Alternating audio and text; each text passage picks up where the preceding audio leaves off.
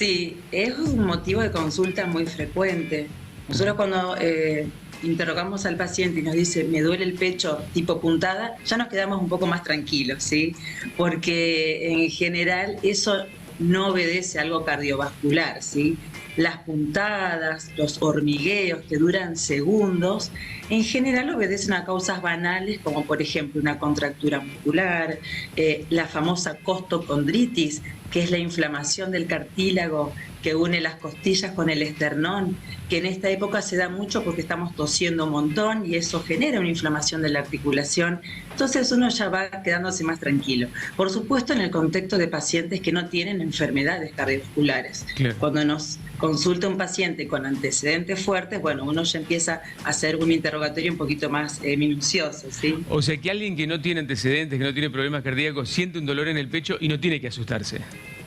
No, no tanto. Obviamente acudir al médico porque somos nosotros los que vamos a discernir si esto es serio o no. Pero, por ejemplo, una gastritis que nos genera un reflujo gastroesofágico también se puede traducir como un dolor en el pecho y no es algo cardiológico, ¿sí? Una neumonía, también si se inflama la cobertura de los pulmones también nos da un dolor en el pecho, pero que estos se relacionan en general con los movimientos respiratorios, cuando yo toco el tórax duele, y eso lo descarta claramente de un origen cardiovascular, que es ese dolor tan intenso que los pacientes lo refieren como que tienen una pata de elefante en su tórax, con irradiaciones características hacia el cuello, hacia la mandíbula, y con un estado, un malestar importante, el paciente siente morirse. Claro.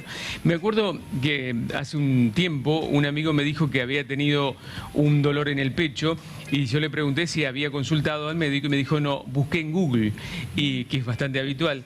¿Y qué encontraste? Que hay 17 razones por las cuales te puede doler el pecho. O sea, quedó más confundido que antes. Pero como se le fue pasajero, no le volvió a pasar, no consultó al médico. Para esto de que sea una sola vez, o sea, a repetición, ¿cambia el diagnóstico, doctora?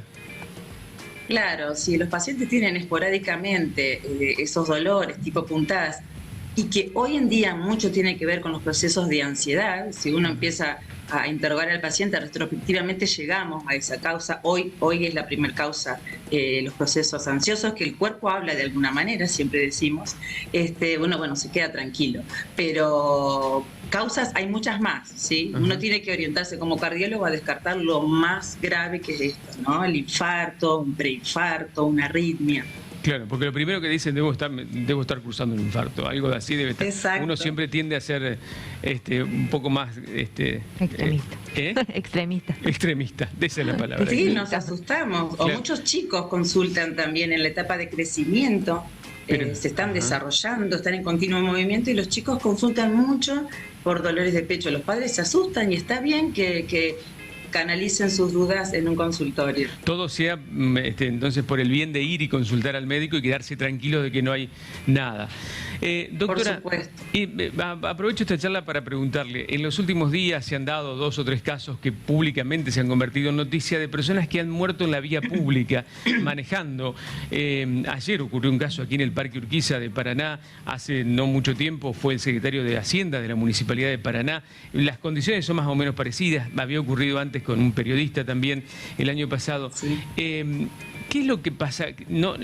Creo que la persona que falleció ayer tenía algún antecedente cardíaco, pero en los otros casos tal vez no. ¿Qué es lo que ocurre en esos casos? Se puede hablar genéricamente, ¿no?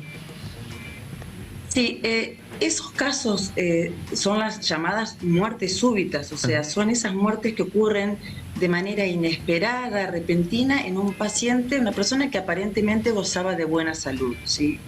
Y que ocurre en la primera hora del inicio de los síntomas, ¿sí? Muchos pacientes tienen síntomas, pero que bueno, el desenlace es tan rápido que termina en una muerte súbita. Desafortunadamente, la causa principal es el origen cardíaco, ¿no? El infarto agudo de miocardio, esa oclusión de una arteria del corazón desencadena esto, ¿sí? Muchas personas no se conocen enfermos y en realidad padecían una enfermedad silenciosa como la mayoría de las enfermedades cardiovasculares.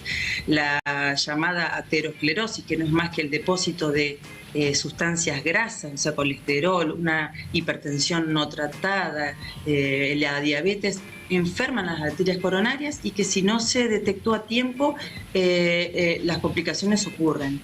Posiblemente esto haya sido la causa, ¿sí? Por otro lado, lo curioso también es que se trata de personas relativamente jóvenes, entre 50 y 60 años.